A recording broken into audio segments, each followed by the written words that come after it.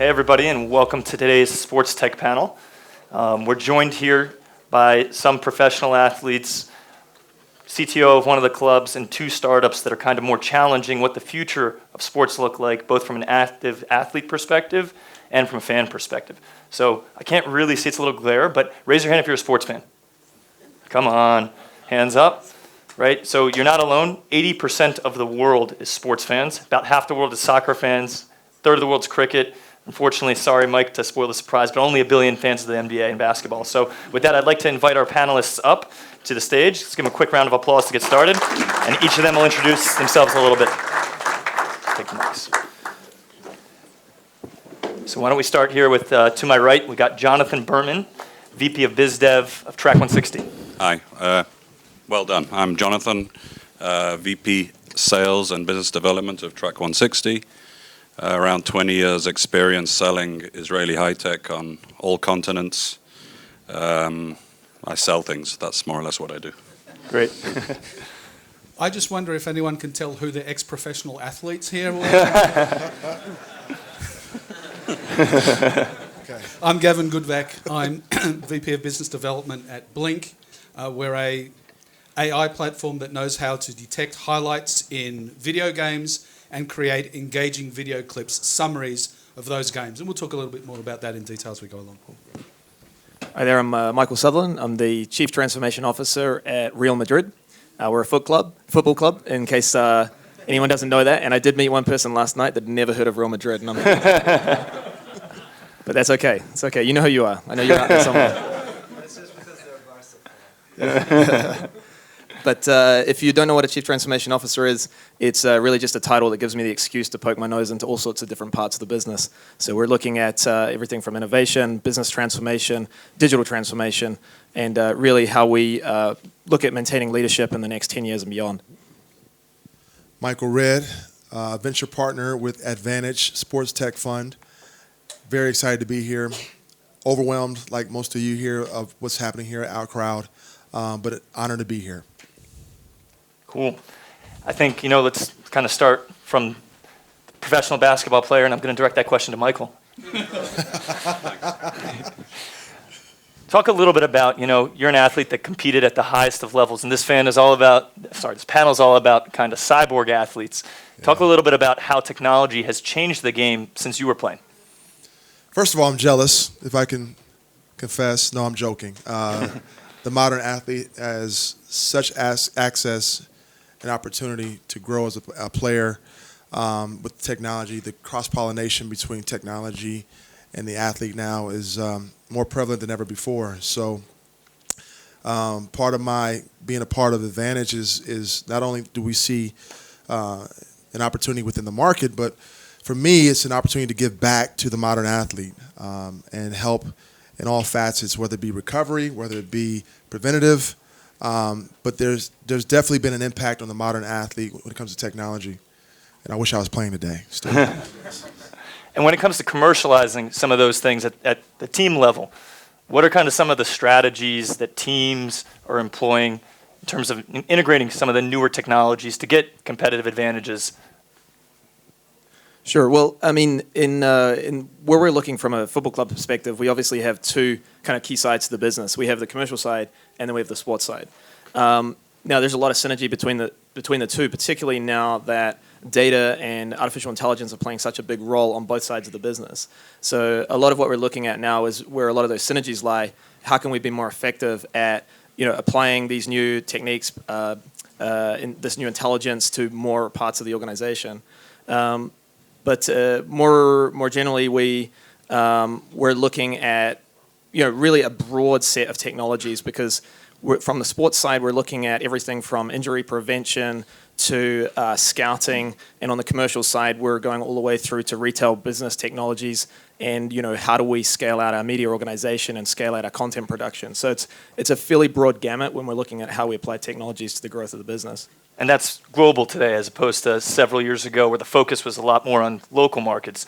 Can you talk a little bit about some of the global thought processes that you got to have as a team today? Yeah, absolutely. So, I mean, there's really a changing landscape. So I think all major clubs are feeling it, but even some of the smaller clubs are really seeing this change in the market. So, typically in the past we've seen most of the revenues come from the local markets, match day sales. It's always been the same sort of the same sort of structure. And so where most of the clubs now are looking at is we have this global fan base. We have 600 million fans around the world. We have 320 million people following us on social media. So where are the areas and the opportunities that help us to scale out both our reach to those fans, engage them in a more meaningful way, but obviously from a business sense, we also want to understand how we can turn those fans into loyal customers as well. So we're looking at what are those scalable business models and revenue models that really help us reach out to a global market. And to do that, quite frankly, you need to be thinking as a global brand, and it's really taking a next step into the evolution of where football brands and sports brands are going. And Gavin, I think that would be a perfect time to jump to you. I mean, you hear these staggering numbers of hundreds of millions of fans watching professional sports games. I think we were talking a little bit in advance of this panel, and there's some concerns from the traditional sports world that, hey, maybe esports is a real threat to that. Talk a little bit about where you see today in terms of fans moving and migrating to esports and what that looks like for the future. Yeah, so I think that the evolution of content has always been that there have been new media, and the previous media have been concerned that, it's going to kill us, it's going to crush us. I remember when the audio cassette came out, they thought we wouldn't sell records anymore. Right. And I think today it's just broadened the horizons of what people can do. And I think the most important thing here is, and the biggest difference is that whereas people love to watch Real Madrid or the Patriots, they watch for a couple of hours a week, right? And what people watch, when people watch video games, and just let me digress just for 1 minute. For those of you who don't know, I was just looking at my phone, Twitch, which is the online platform where people stream live video games, had over 1 billion hours streamed just this month. So that the amount of content that is coming out, the amount of esports or gaming content is coming out, you would think that may threaten traditional sports, but I absolutely do not believe it whatsoever. First of all, we know that professional sports teams all around the world are buying esports teams. So first of all, there's a convergence, and I think that what's very interesting is the amount of cross-pollination can happen, right? Because there's no question that a club like Real Madrid is really good at creating engaged fans. And I think where esports can learn and where esports is lacking right now is creating that loyalty, building the brands, understanding how to take care of it professionally, how to take care of their players. And I think those two things together are very, very interesting. I'm sure that didn't answer your question, by the way, but that was my response to you. That's great. There we go. Why not? And Jonathan, maybe talk a little bit about, on the traditional sports side, we're seeing things, advanced analytics, positional data. That's kind of the stuff that would be really good for more traditional media outlets and sports to become, and take a page out of the esports book to continue to keep them engaged. Track 160 right now is focused on providing professional teams with positional data. Positional data is a resource for soccer teams to help improve player performance and provide managers and teams and even the players themselves with the right analytics to improve and also to know if things are going downhill. So we're providing things like how fast is a player running? How many passes is he making? Acceleration, deceleration, all the key things that are important in winning a match. And when you've invested hundreds and hundreds of millions of euros on a player, you want to make sure that you're going to get the most out of that player, and also you're not hurting the player. So if you see in your data, if you've seen there's an issue, speeds are dropping, not as many passes, something's up. So on the traditional side, that is as traditional as it would get, even though that sounds pretty advanced. Moving on into the future, positional data can be a resource for regenerating plays in a virtual world. And if you want to go there, we can go there, but I'm going to keep go my there. answer short. You want to go Let's there? go there. So imagine if anyone here has been to a soccer match, you're in a stadium, the goal is scored, there's a lot of noise, you will never see the action replay. And there's a reason for that. The reason for that is broadcast rights have the rights for that match. And you're not going to see the action replay unless you leave your seat in the stadium, drive home and see it. I think, I've been to a lot of matches, I think that's something that's really, it's a shame, okay? Because you want to see what happened, you want to see, what did I just miss? A lot of people don't even see the goal, okay? With positional data, you could replicate that whole move, that whole play, that goal, okay? Stream it to your phone and see it in a, okay, slightly virtual, FIFA-like look, but you could see all those moves again. I think that's where, right now, where football clubs are battling against 4K, okay? If you go home on my screen, I see it a lot better than when I'm sitting in Old Trafford watching United play. Right now, maybe not a good idea to see United play, but okay. But if you want to keep those spectators in the stadium, you need to give them the same or a similar experience as being at home. You want to jump in on that? No, I think you're touching on a really, really interesting point right now. And we could go in so many different directions on this one. First of all, my concern isn't really about how to make Manchester United fans have a better experience. I'm a supporter, so it is for me. But I would just say one thing, and you're absolutely right about the broadcast rights issue. That is a real challenge to get around from a team's perspective. Fortunately, maybe the rights are slightly different in the Premier League, but we do have the ability to actually recreate those replays in the stadium. But like you're saying, it has to be within the physical boundary of the stadium because of the rights issue. But what I think you're getting at is we don't have the ability to recreate those experiences for our global fan base, which does make up about 99% of our overall fan base. And where your company in particular is starting to get at is a really interesting gray area, which is what actually constitutes media rights. Because we're restricted from showing video, but essentially you're not showing video, you're showing a data visualization. Right. Now we can show stats, so how far along that spectrum do you start to get? And I think we're going to start to see some very interesting and difficult discussions coming along around what actually constitutes media rights. But it's also feeding into a really interesting evolution in terms of the fan experience. As we see across all sorts of different platforms, social media platforms, the way that people use and interact with content has changed. And one of the major trends has really been around the ability to, remix and share content, be your own producer. And I think this is a really interesting evolution in the sporting area, is as we start to democratize the production of matches, we can use technologies like Track 160, where you can actually virtually synthesize camera views. You can create your own camera angles. You can attach a virtual camera to the front of a player, to the ball. And so, in the future, being able to give fans the ability to produce their own match highlights once we start to address these rights issues is going to really be a huge evolution in the global engagement model, I think, for fans, and local as well. But I think that's where technology is really starting to play into a really interesting space. And Gavin, I think this is kind of probably squarely in your corner as well. Esports, you have a very similar challenge and opportunity at the moment. Could you describe that a little bit? Yeah, well, first of all, I'd say we could also do it automatically for them. Okay, so the way I think it's useful to understand the way the world of esports works. People play for hours and hours and hours, and then they have these massive files when they're done, or they have a 2-hour sports game. It's difficult for anyone to get their arms around that amount of content, right? And so what we've decided is, why don't we create these highlights for people? Why don't we add a creative element to producing these highlights? And remember, and I think this is very important with what you were saying, and as data, specifically data comes into it as well, is that you're talking the next generation they're digital natives, right?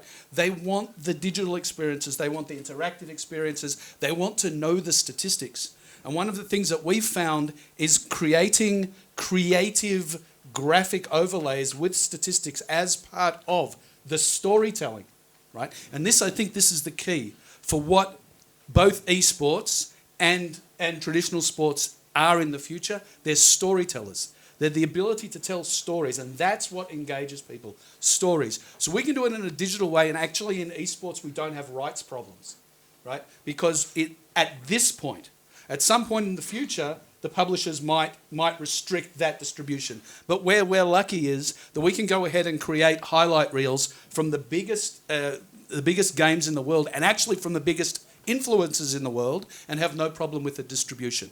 But this combination of the data, for example, that comes from a company like 160, and the ability to actually create those highlights in a virtual space is something that I believe will be incredibly exciting, and that's definitely where this is going, definitely. Michael, if you had this at your fingertips when you were playing. Boy, oh boy, oh boy. I would have a higher vertical leap, faster 40. It was amazing because, you know the story, I was with my physical therapist, and she was able to find my combine scores from 2000. Anyone know? And, yeah, they weren't that good. And she asked me, she said, how was your career to be what it was with these numbers? And I almost wanted to cry, because if my numbers were improved, how much more of an efficient player would I be?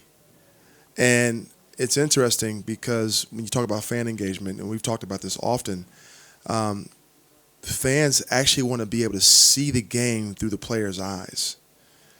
There's been some records I was privileged to break in the NBA, and I can imagine now where it's going in the future, where I can actually whisper on the free throw line to all the fans watching, I'm nervous about this shot. And so fans would pay for that and want to see that, and I think that's where it's headed as well.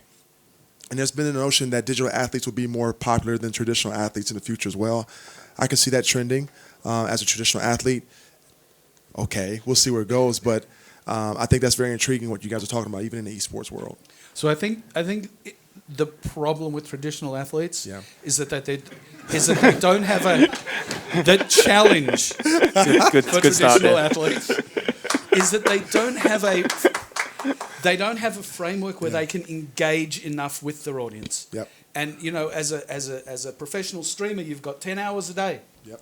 And it's interactive. You can talk to them. Absolutely. So I don't know. Again, sorry, I don't want to monopolize the discussion, but I don't know whether you know this, but on Twitch, you can actually talk to the players, and you can get tips from the players, and you can get coaching sessions for the players. And I pray that in the future, traditional sports has a similar thing, something like that, because as a sports fan, growing up in Australia, playing every single sport on the planet, traditional sports is where it's at.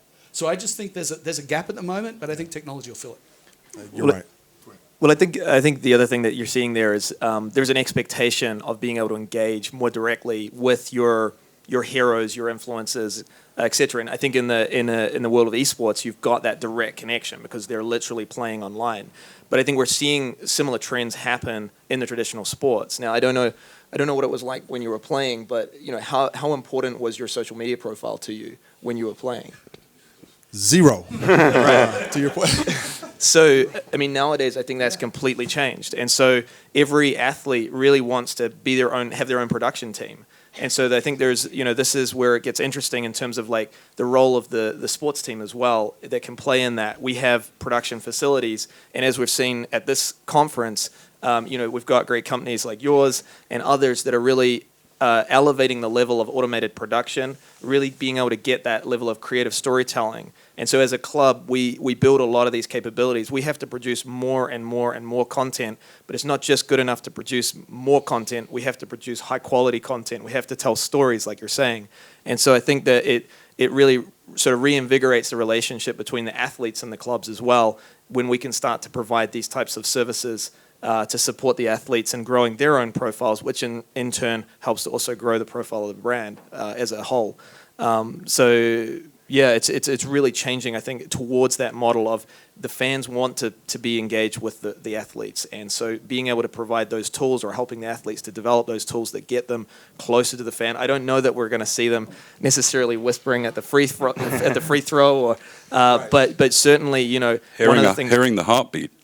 Well, the sensor data is definitely an interesting one, for sure.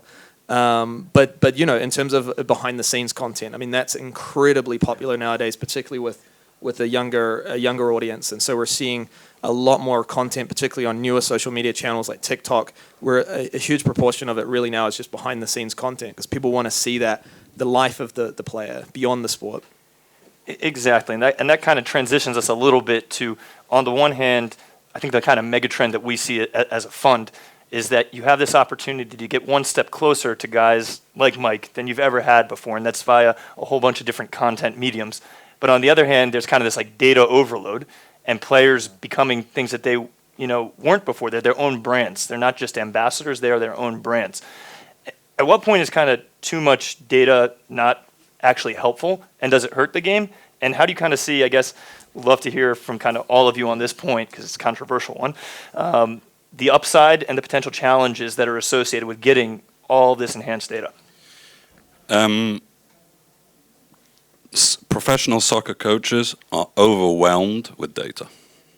Okay, it's not just Track 160 providing the best data. It's medical data, it's video analysts, and when I say video analysts, a professional team may have 8 video analysts. Okay? How many? I can't tell you. I can't tell you the exact number.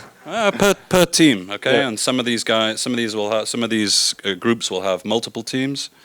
They're going to have extensive medical staff, so physiotherapy, and all this data is being given to the coach. Okay, he or she is sifting through, I can't say the word, loads of data. Okay, and at the end of the day, it's numbers. Okay, now if a lot of coaches, when you talk to them, say, I don't need any system, my eyes are the data. That's the old school. You heard that before? And I'll let you finish, but there is friction between coaches and traditional players who played back in the day compared to analytics guys now. So I'll elaborate more on that. Yeah, and there are coaches and teams that don't move 1 millimeter without data. What we've tried to do is stop providing numbers and translate the numbers into videos. Okay, because pictures and videos much better than just raw numbers that don't mean much. So all the data we provide, we try to present it in a video format, which makes it a lot easier for coaches not to waste their time on things that are superficial maybe, or obviously wasting their time. But yeah, I mean, it's endless amounts of data right now. I think I was just going to say, I mean, my background has been in technology and innovation. I'm actually coming from Silicon Valley. I only recently joined Real Madrid. But I think the issue that you're getting at is a cross-industry issue that I think we're starting to get on top of. But for the last 10 years probably, it has always been around collecting the data and how do you get the data. But it's not the data that's valuable. It's the insights that you get from the data. And I think that's something that is really evolving more and more quickly now, is how do you get to the question that's the question that you need to answer. So for example, we can produce all sorts of data based on machine learning, deep learning, everything around injury prevention, and we can produce pages and pages of reports on data that's going to be that's focused on that. But at the end of the day, maybe the only question that needs to be answered is which minute of the match should the player come off. So if you can't get to that number, if you can't get to that answer, then you're always going to have a resistance. And I'm actually, my background is in engineering and data, and so I'm a big, I could nerd out all day on this, but I actually buy into the sort of the idea when a coach sort of says, look, my eyes are the best information, because what we're trying to do in a lot of these cases, particularly nowadays, is we're using machine learning, we're using deep neural nets. But like one of the best neural nets we have is like right here. And you really, when we talk about intuition, what we're really talking about is people that have absorbed huge amounts of data over their life, and they're able to then extract meaning from that data. So where we focus is on like how do we complement and really supercharge those inference that level of experience and provide the right answers at the right time to really complement that experience. And I think that's where we're seeing a lot of great uptake. He said it perfectly. I think sports is monetized off intuition, and there is friction with coaches and management. And there's been a major shift in the NBA, specifically with hedge fund, venture men, women now owning teams in the NBA, and they brought in analytics teams that has kind of weeded out the players who played and value their eyes and their gut more than the numbers. And so there is friction. And so we're seeing teams now formulated off data. We're seeing the game, how the game is played now, purely off analytics. And, you know, as a former player, you just miss the gut and intuition aspect of it. And I think there's still a need for it. And the emotion that comes with that compared to just a robot playing, if that makes sense. Yeah, and I just want to say, look at it from a slightly different perspective, because for us, the more data we have, the better. But to go back to what I said before a little bit, it's about using the data to tell a story. And what's that story? What's the narrative that comes out of that data? Is the player too tired? Does he need to come off? Has he played too many games? If you can, and it's, by the way, you're right, it's cross-market. You've got so much data. What do you do with the data? So what we do, the way we look at it, is how can we tell a story with that data? And what is the narrative? What is the story you're trying to tell with the data? From that point of view, the more data we have, the better, the more accurate narrative we can create. And I think also one of the key differences is that esports is inherently digitally native, right? Absolutely. And so from that point of view, the deeper we're integrated with the games, the more expressive and the more engaging we can create the content. Absolutely. It's all data. It's all zeros and ones. So kind of going on the zeros and ones aspect of that, and let's shift gears a little bit, moving more towards just the pure fan experiences. We're talking a little bit about storytelling. Let's stick on esports because, I mean, some of the numbers around the industry, I think, you know, it would be great if you would share what that looks like in terms of not just the number of people that are engaging with these games, but the amount of time that they're spending engaged here is very, very different than traditional sports. It's round the clock, round the world. Could you elaborate a little bit about that? Well, yeah, sure. I'll just pull out a few of statistics. As I said to you before, I checked on the phone. It's 1 billion hours of streamed games on Twitch this month. 2.3 billion people in the world who consider themselves esports fans, which is roughly around the same amount of people that consider themselves sports fans, which also goes to show that we're not cannibalizing each other. Last year, Fortnite was making $300 million a month in revenue. By the way, that money's going to the owner of the IP, is going to the publishers. And that's a discussion going forever. Average time spent watching 7 hours a month, 7 hours a week. What's very interesting, and I'll leave you with one final statistics. What's very interesting is that you would think that this is an overwhelmingly male ecosystem, but it's actually not. It is slightly male, but it's about 60-40. But the idea is that it's international, it's unbelievable. In China and in Asia, it tends to be mobile, and in the West, it tends to be desktop or console-based. But those trends are changing, and it's a $152 billion industry last year. It's a big industry, no doubt. Huge.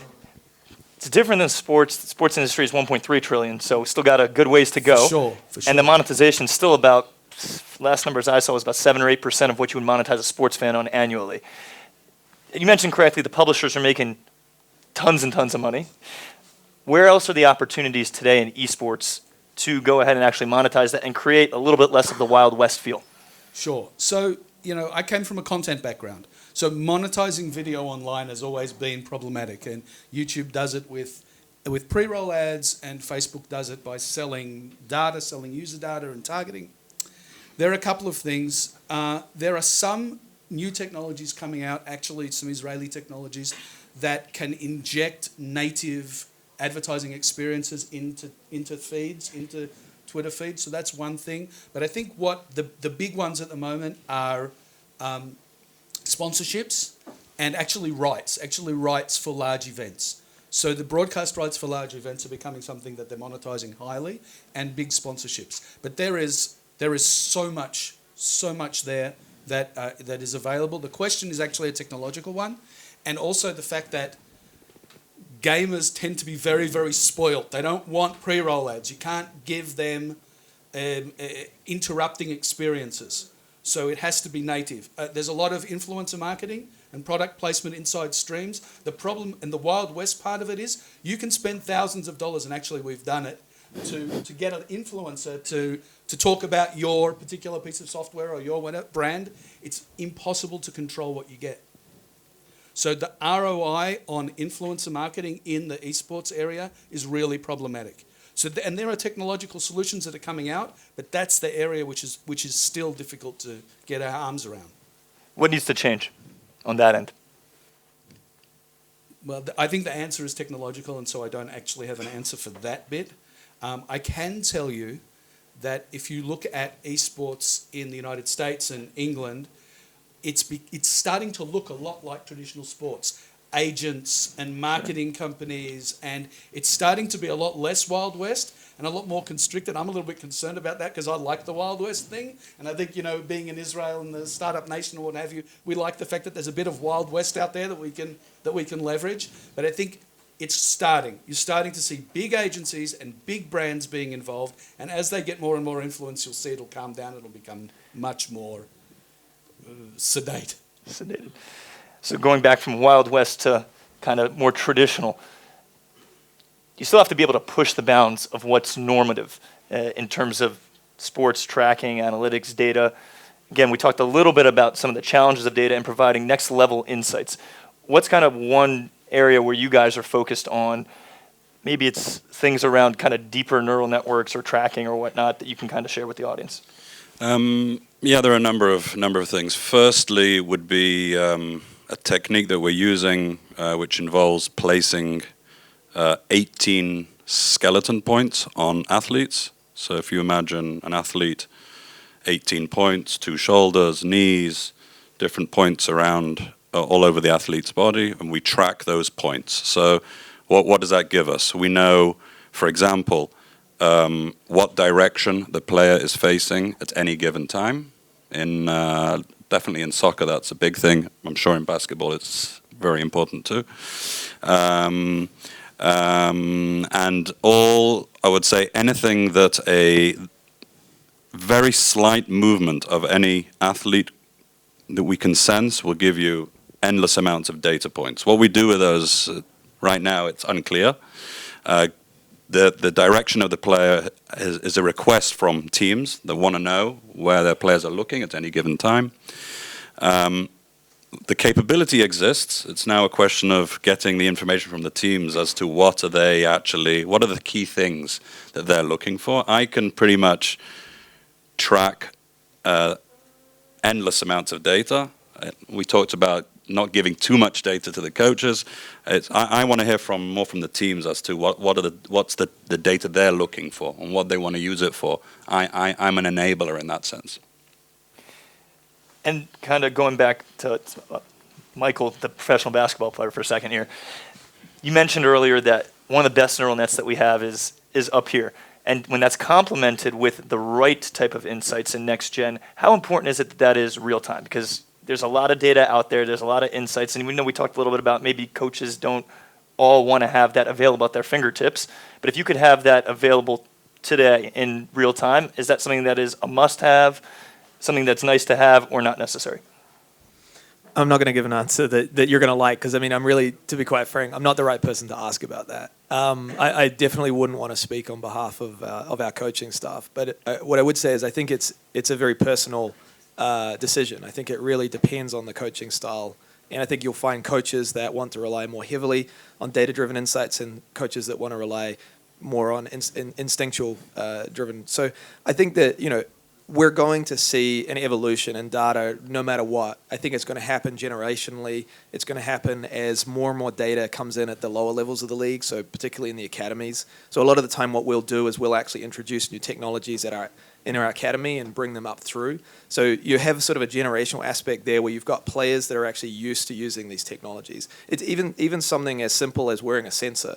If a player's growing up, going through all the different levels, wearing those sensors, then by the time they get to the first team, they're already used to it. If you try and introduce that right now and they're not used to it, then it becomes like a big change. So there's also a generational aspect to this. I think that, you know, one of the things that I just looking at, you know, in terms of all of this data, where it's going to go, I mean, one of the things that I think is is sort of, it's very much a long way out there, I think, yet. But, we've seen the use of big data in terms of scouting, and I think it's actually at a fairly mature level right now. I think if you asked most of the teams, they're all using a lot of data when it comes to scouting. So that's fairly mature.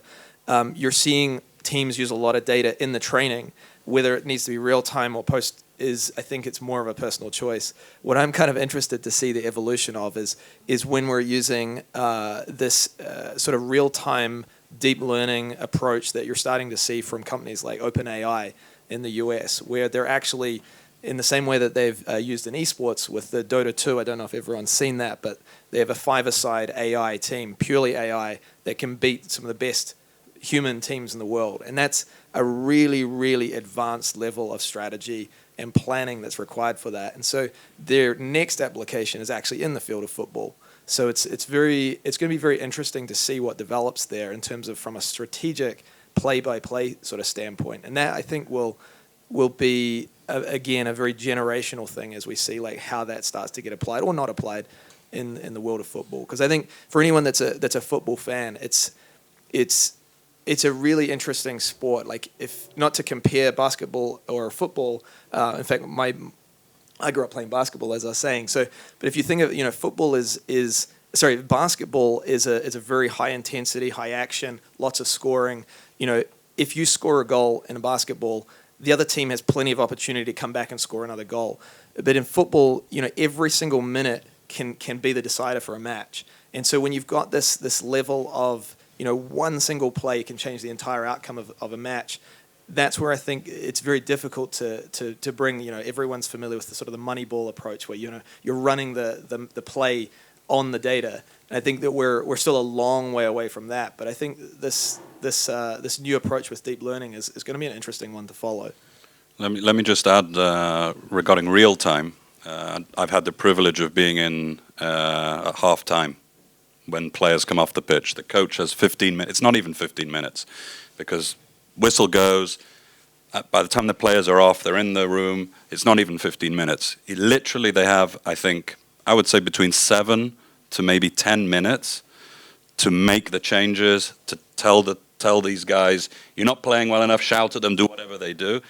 And starting to flood them with data, I would say, is probably not the smartest thing to do. The time I was there, it had nothing to do with data. It was all motivational and things like that. So real time is important, but how to motivate your players at that halftime break, I don't think it's data related. I think that's probably accurate. I mean, just last one, and then we got to wrap up. Mike, as you mentioned earlier, NBA Combine results, if we had too much data, you probably would have had an even tougher time. Can you talk a little bit about what it was that you were able to show that's kind of beyond what we can quantify today, and how maybe coaches can start thinking about that from a scouting aspect? I think there's never a substitute for grit. You can't measure someone's heart and tenacity and resolve. And that's the one thing that carried me through. What I love what Track 160 presents and all the things that we're talking about, that I just trained, but I didn't have data to rear me on how I should train, if that makes sense. So back then, I just trained and just didn't have any metrics or data on how my body and mechanics work. In fact, the integration of technology has even recently helped me in the sense where I learned that my whole career I ran on my bones and not my muscles. So even my stride had to change over my career in order for me not to feel as sore as I do now sometimes when I wake up in the morning. But technology is so critical to even life after sports and how we feel.